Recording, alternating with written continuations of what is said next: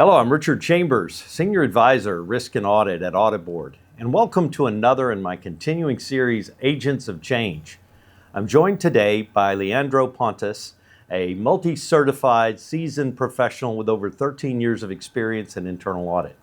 He currently leads the global internal audit function at Tide, a UK-based fintech company. Welcome to the show, Leandro. Thank you very much, Richard. Thank you very much for having me.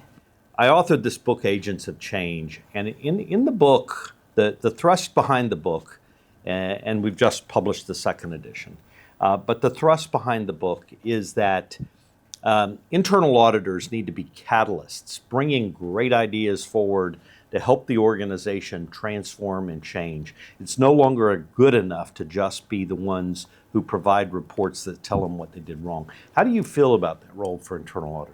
Yeah, I fully agree. I think that one of the most beautiful parts of the internal audit, especially in a very volatile and dynamic world that we live in, is to be able to provide this type of value, not only being like the value protecting function, but actually adding value to the organization, to the different functions, making sure that we help the organization achieve its objective. So one of the key things that I always think about is that being objective-centric is a key aspect, and there's no way an internal audit function remains relevant within the organization without looking at what the company is trying to achieve, where the company is going, how they're going to achieve that, and how the internal audit can actually fit into this kind of wider arrangement. So this is actually an important part, so I couldn't agree more with your opinion. Thank you. Thanks. Well, you know, the world has changed so much in the last 5 years since the onset of COVID.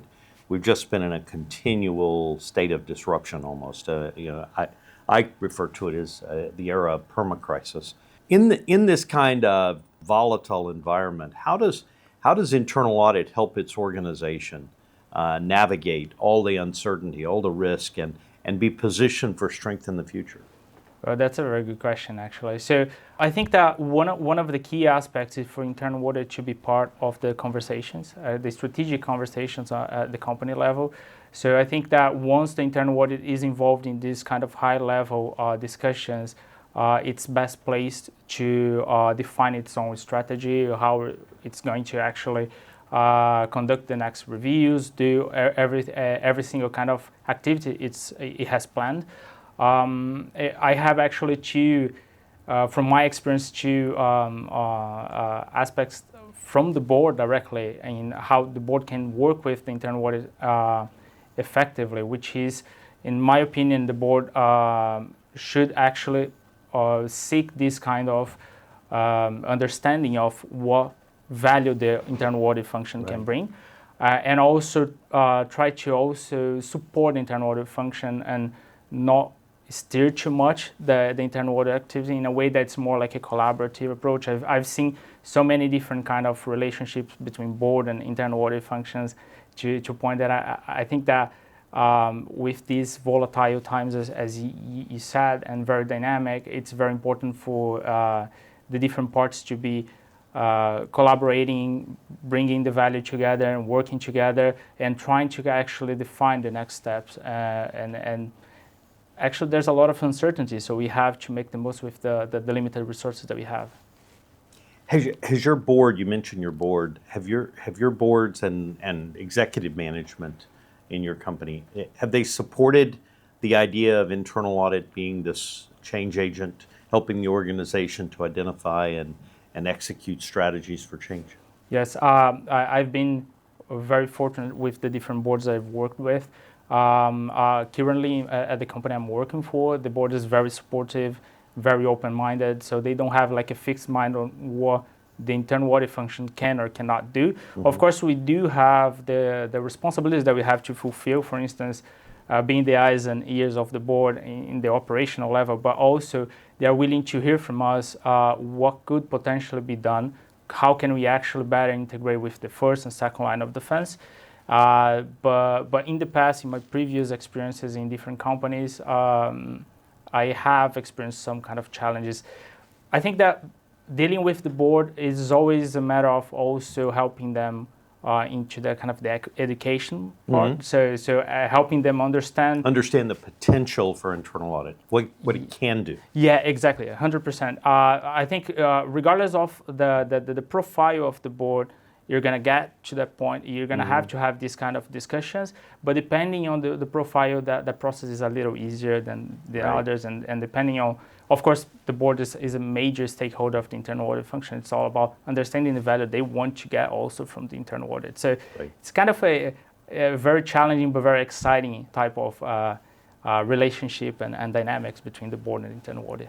So I think it's so important, the relationship between internal audit, board, and management, and particularly when it comes to internal audit's role in helping the organization. Let me toss out another challenge that the profession is facing right now, and that is this idea of talent.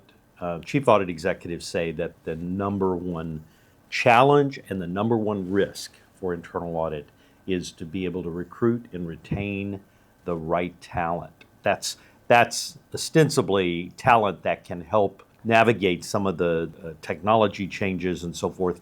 What's your experience been when it comes to talent, and do you have any strategies that you like to fall back on when you're looking for a new internal audit member of your team? Yes, this is. I can agree that this is one of the major challenges that we face. Luckily, my experience leading internal audit functions were with very lean teams. So essentially, we had like a few internal auditors, very specialized in key areas. So the hiring process for such position is very challenging. So it takes a long time for you to find the right candidates and trying to kind of get the right skill set. Of course, internal audit, one of the beauties of the profession as well is that you have to encompass so many different skills. On the technical side, the hard skills and the soft skills. So you have to have these aspects combined. So we try to focus on what is actually the key aspects that we want to bring to the team, and then try to find the best candidates. Of course, we remain flexible, and that's the way we were able to hire the best team members that we hired in the past. But that's actually the way we have done. In terms of the retention for me, I think with this, the way the world is going now, we need to also define, depending on the context, the company, how we work, the internal audit function itself. You have to define what retention looks like, because very often, in our case, because we are a very lean structure, we have a very lean structure. We have to bring people with some kind of entrepreneurial mindset. So these people, what is retention for them? Very often, I don't like generalizing, but very often those types of professionals, they want to grow very rapidly. They are very kind of dynamic. They put a lot of efforts in growing their careers. So those are not the professions that we used to see a couple of years ago that could stay like for 10 or 15 years doing the same thing. The way we have approached that has been very effective is to try to understand from the professional what they want for their careers and how can we actually enable that. Because if we can actually work that way with them, they're gonna remain motivated. They're gonna actually be very happy doing what they're doing, and they're gonna do the best work, even if it's for not that long, like for 3 years or 4 years. But you're gonna make sure that the value you're gonna get from that team member is the best you could get, and also the company has added a lot of value for them. Well, it's obvious you're still a relatively young internal auditor, and you progressed very rapidly to be a chief audit executive. So I think you must have a good insight on what it takes to motivate young professionals. Yeah, so I think that's probably the reason I kind of relate with young professionals, because I've always been very, very aggressive with my career, trying to kind of build up and develop myself, continuous learning.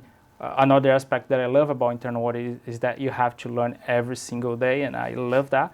And that's the way. So when we hire a new team member, I try my best to actually speak their language, understand what they want to do, and be very open to the positioning. How can we actually set that person for success within the organization and beyond, because that's the important aspect for the profession as a whole. Right. I think that every single internal auditor is actually an ambassador of the profession itself. Right. So we have to think about the future of the profession as well. That's some great advice. Yeah. Well, you know, we talk about what it takes to be an agent of change. And in the book, we say you've got to have really strong business acumen. You've got to be great at building relationships. You've got to be strategic, have that ability to see farther into the future, and you got to be innovative. So are there other things that you think it takes to be a change agent? I think those 4 attributes cover pretty much everything. I think that there are other aspects that, as I mentioned, that actually cross all these 4 attributes, which is remaining flexible and continuously being curious, actually, Right. open to learn new things and Right. adapt what you're doing, how you're doing, to actually add value. One thing that I think about innovation, being innovative, actually, that some people just they kind of summarize innovation to new technologies, but one thing that I keep actually pushing with my team is that new technologies are not innovation by themselves actually. New technologies are tools that you use to solve a problem. Actually, Right. solving a problem is actually the innovation itself. So Right. essentially, it's not about like, we had like 15, 20 years ago, the data analytics picking up, and Right. then we had and data visualization as well. We had machine learning 10 years ago, perhaps, and then now we have generative AI. And I see a lot of people trying to push to adopt these new technologies as kind of the end goal. Right. But actually, the role of the internal audit function, not only the internal audit leader, but actually the entire team, is to actually understand what the problem they're trying to solve and how they can actually feed this technology. Technologies are not the ends, they're the means. Exactly, 100%. Yes. Absolutely, good. And thank you very much for joining us. It's been a great conversation. I think you've given some great insights to members of our profession, and it's always good to hear from you. Thank you very much, Richard. And thank you for joining us in my continuing series, Agents of Change.